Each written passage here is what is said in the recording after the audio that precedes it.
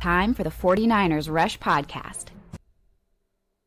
You know, we're on year 8 of our 49ers Rush journey, whatever. And, you know, all the draft guides that we do this year, we ranked like 200 players. Last year, pretty close to 300.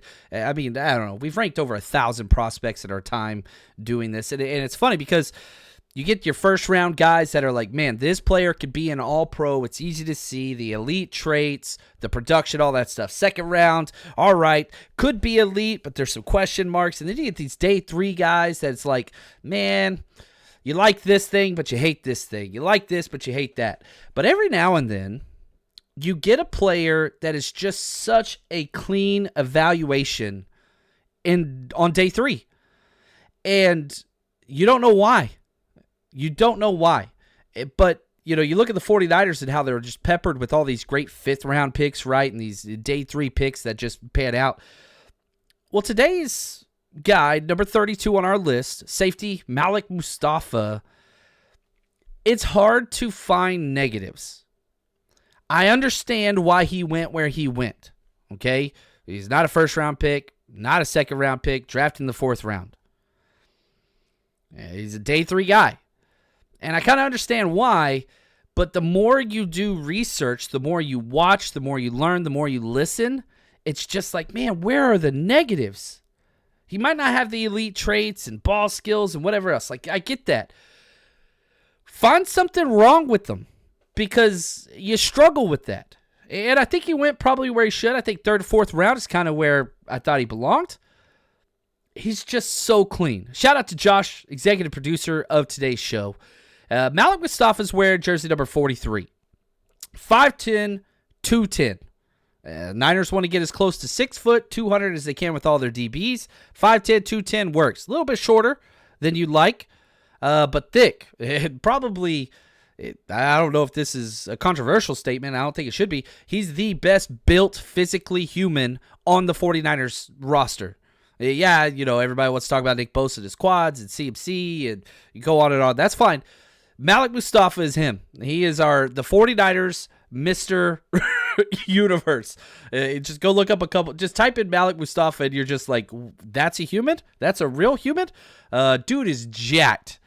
30-inch arms, that's a negative, right? So super short arms. So if you want length at the safety position, he don't have that. 21 years old, one of the youngest of the entire draft class for the 49ers. Ran a 4.5 440. All right. 41.5-inch vertical. Okay. 10.6 broad jump. All right. 22 bench press reps. That's first among the safeties. Dude is a physical freak at the safety position. Now here's Talanoa Hufanga, our all-pro safety who's coming back off injury, talking about Malik.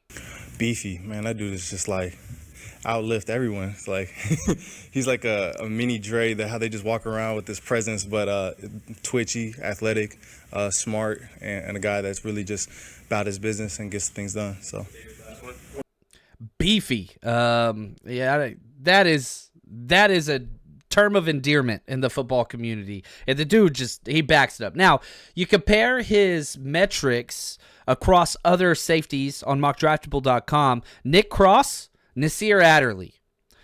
Have they had amazing NFL careers? No, but there's a type.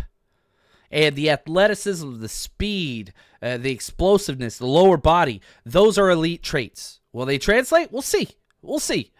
And, you know, he's had the career that's been interesting. He had a fight. He was a 0-star recruit, went to Richmond, was there for Richmond, then transferred to Wake Forest after a year, and that's whatever the level of competition. You got to see him play against a lot of top-tier programs. You really, really did, and he always stood up and kind of showed that he belonged. But it's weird because you look at all the high school stuff, born and raised Charlotte, North Carolina. His name is Abdul Malik Mustapha. Went to Audrey Kell High School, then transferred, even high schools he had to transfer to Weddington High School just so he could compete against better schools. And because of that, like, he went unnoticed. And it's weird because 2019, Charlotte Defensive Back of the Year, first team All-State, all those things. But if you know anything about college recruiting, sophomore, junior year is kind of where you get all that stuff. So he transferred, didn't get the recognition he deserves, transfers to another school, but it's kind of late. So he had to go to Richmond. And, I mean, to go from a 0-star recruit all the way to the NFL, that's pretty rare. It doesn't happen much. Now, here's Malik himself just talking about his mentality and his journey and how that's affected him. Yeah, like earlier, me being a 0-star recruit, a lot of that is just adding to the chips on my shoulder, things like that, being undersized, being overlooked, things like that. And me developing that just, kind of just formed a mentality within myself, not worrying about how big I am. We all got pads on, we all got helmets on, and I'm just worried about bringing the ball carrier down and getting away takeaways. So it was just a matter of me just being able to, when I see the ball, I'm just going to go attack it and disrupt it any way I can. So it's not about, how tall I am, how big I am, but me just, having the heart and the desire. And I think the fuel that I have for this game and the love I have for it is what drives me to be. I'll say this, I want him at the mic more often. I really, really do. Just because, every athlete in today's NFL, or really all sports, everybody counted us out. I remember, Tom Brady won, his 6th Super Bowl, was nobody thought we could do it. It's everybody did. But even Travis Kelce last year, everybody counted us out. Nobody ever counted you out. What? People have to develop this mentality in order to train and all those things. Sometimes it has to be manufactured. Other times it sure as hell doesn't. And for Malik Mustapha, it doesn't have to be. The athleticism is why he is here, but the tape, when you watch it, all 22 tape is silent. There's no sound. You don't hear whistles. You don't hear the snap. You don't hear cheers. You don't hear anything. But when somebody can pop off the tape that they love football off the all 22, which Malik does every freaking play, it is so clear, the passion, the heart. You heard him talk about heart, right? And how much he loves this game. It's not a doubt. And one of the things John Lynch has harped on, we want players that love football. This dude, loves football. Level 10 on the passion meter. He's got it. You look at his body, the weight room, level 10. He's willing to put the time in to get what he wants out of it. Now, he's always been a physical freak. He was on Bruce Feldman's For the Athletic, the freak list. He was number 59 coming out of high school, or whenever he transferred to Wake Forest. He was Pop Warner teammates with Will Shipley, who was one of my favorite players of the draft out of Clemson, the running back. I wanted the Niners to get him. Eagles got him instead. He led his high school to a perfect 16-0 and state title in 2019. Listen to these times. Ran an 11.5 100-meter dash. That's not the best. It's fast, but it's not great as far as a lot of these track stars that we have on the team. But a 21-11 long jump, you're an inch under 22-foot long jumper. Explosiveness. Team captain for Wake Forest. And they used him in their star Panther role. We have so many players on this defense that played that role. Blitzer, he cover tight end, could cover the slot, used as a linebacker at goal line, used as a free safety sometimes, doubles the number one wide receiver, just this versatile defensive back piece. Fred Warner played it. Jalen Graham played it. Renardo Green played it. Jair Brown played it. We love guys that kind of do this role. Mobile quarterbacks, you move them down. You watch him play, and shout out to Josh. Reminds you of some Bob Sanders, just a little bit. And I don't throw that comp around lightly. I'm just saying the play style is similar. Football IQ, huge. Versatility, level 10. And you can see why the Niners like him. He met with the 49ers, which was his only official visit. The Niners had a target on this dude. He just fits everything that the Niners believe in.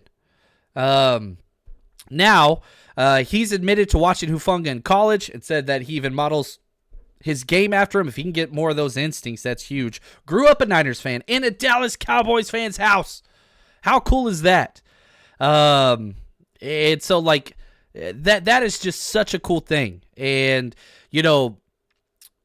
the funny thing is, Malik Mustapha talked about how his favorite player as a kid was Frank Gore, the inconvenient truth. And he goes in on his meeting, and Frank Gore's in the building. And he's on the staff.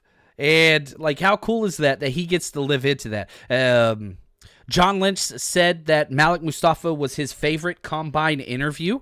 So that's huge. So the off-the-field stuff you got. And probably one of the coolest, like, stats that you can measure. Malik has had 0 penalties in 4 years. Clean player. Just clean evaluation. I absolutely love that. 54 career run stops, 60.7 career completion percentage against. It's pretty good for a safety. Played special teams. He's played, now, this is his snap breakdown and his versatility. 747 snaps, career snaps in the box, right? Walk it down. 397 as the nickel slot guy. 431 as a free safety, the traditional way back single high type guy. He can play all over the place. Play everywhere. Did have 11 missed tackles last season at 12%. That's a little high. Got to get that cleaned up. And he's a for sure tackler. Like, he's a good tackler. His form's great. Sometimes goes in a little uncontrolled, but not a bad tackler. Like, I do not knock him for that. Josh put this in the write-up. The most 49ers player that we drafted. Like, just cultural, physical. He's a fit, man. He is a fit. I had him at 8 out of 10 on the Niners fit, and I hate that I had an 8 on it. He should have been a 9 or a 10. PFF grades. Last year, 79.6 overall, good. 72.1 coverage, good. 87.5 run defense, amazing. 10.3 forced incompletion rate, that's pretty high. That's really, really high. Niners always value that in their DPs. Make it difficult on the opposing wide receiver to catch the ball. Now, he's impressed in rookie OTAs and minicamp. You know, he's going to be a special teams player no matter what. He's a lock to make the roster as a 4th-round pick this year. Special teams player for sure. But listen to the DB coach, Daniel Bullocks, just talk about Malik and how he feels he's already grown through minicamp and OTAs. Everything that I see on tape, you know, a guy that plays fast, physical, violent. The thing is, he's very smart. Like, he has a strong work ethic. I definitely can say that. Like, sometimes, like, he beat me to my office, like, already as a rookie. Like, and I'm like, dude, what are you still doing? What are you doing here? And we walking at the same time. So it says a lot about who he is. He's a very smart player. When I look at him, I know he's built. I wish I had a body like he did, you know, especially up top. But when you're looking at him, like, he's a guy that got good feet and good hips. He's very fluid athlete. You wouldn't think that for a guy that's that stout, you know, 5'9", you know, 208, have fluid hips. But he got fluid hips. He got good feet. Very smart. He's versatile. Does a lot of things on the back end. When you watch the tape, he can come down in the box. He can bang. He can blitz. He's one of the best tackler guys, best tackling DBs in the draft, which. That what we prefer as defense. You want guys that can tackle, because when I tell guys, like, what's your number one stat? Your number one stat is going to be tackles. Like, you're going to be making more tackles than anything else, so you need a guy that can tackle and have the right mindset and the mentality. And on top of that, just his versatility. You know, we need versatile DBs, the guys that can come down on the slide. Guys can play deep, can play cover 2, can play high, can play in the post, and that's something that he done at Wake Forest, but not a lot of it, but he did put it on tape. So I'm excited about him. He's getting better each and every day, every time he step on the It's just getting better. It fits so many of the boxes. Now, you heard, you know, Daniel Bullock's analysis of him. This was mine before the Niners drafted him, okay? Again, drafted the 4th round, 124 overall in 2024. Here was my pre-draft write-up. Loves to compete. Plays with nothing but passion. Not a ball hawk. He's jacked for a DB. At his best, running downhill, 0 penalties in all 4 years. Special teams background, strong run defender who could play all defensive back spots. All of them. He can play everywhere. Now, the Niners are going to tailor him into a safety, maybe a big nickel, but that's kind of where he's going to be. Man, he can cover some ground vertically. Nothing makes him happier than seeing a teammate make a play. You'll see him make a highlight play. It's business as usual, right back to the, you know, getting lined up, whatever else. He sees a teammate make a play, dude goes electric. Love that. Only speed is full speed. Amazing tackler that uses great form. Yeah, I had a 4th round grade on him. 49ers fit, I had an 8.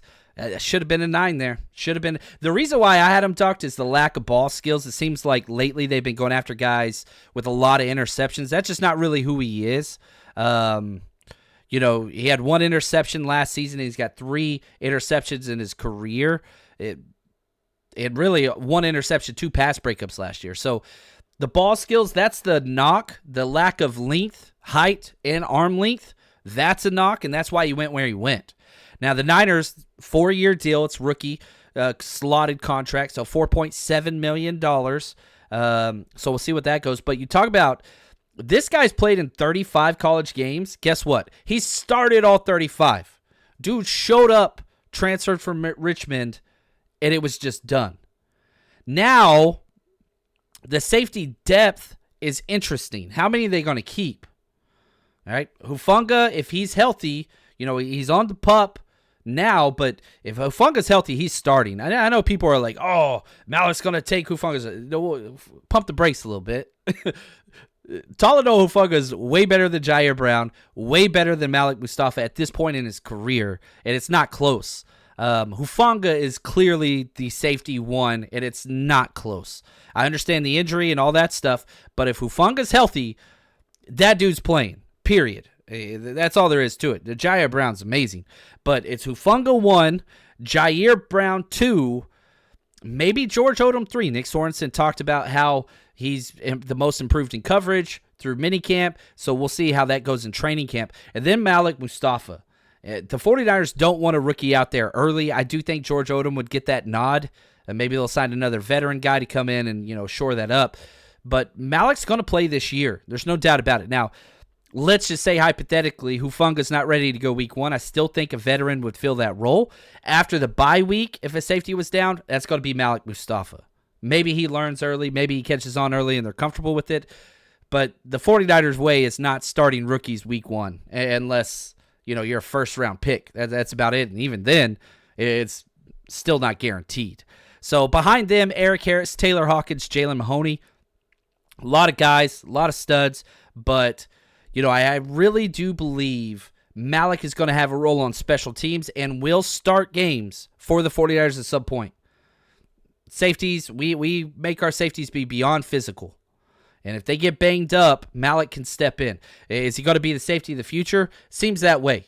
You look at the contracts for next year, you know, Demo, Charvarius Ward, Dre Greenlaw, Talanoa Hufanga, Brock Purdy. You can go on and on and on and on. That's not even mentioning Ayuk. I don't know if it's in the cards to pay a safety. I don't know.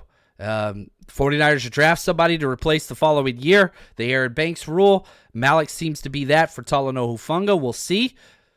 We'll just have to see how that plays out. But I'm telling you, the more and more I learn about this guy, the more and more I research, the more and more I watch. We've got breakdowns up on him, the49ersrush.com and our Patreon page. Go check him out. Watch the tape. You're going to like it. You're going to like it. He's fun. And that's why he comes in number 32 on our list for this year. And for us, we'll just keep counting him down.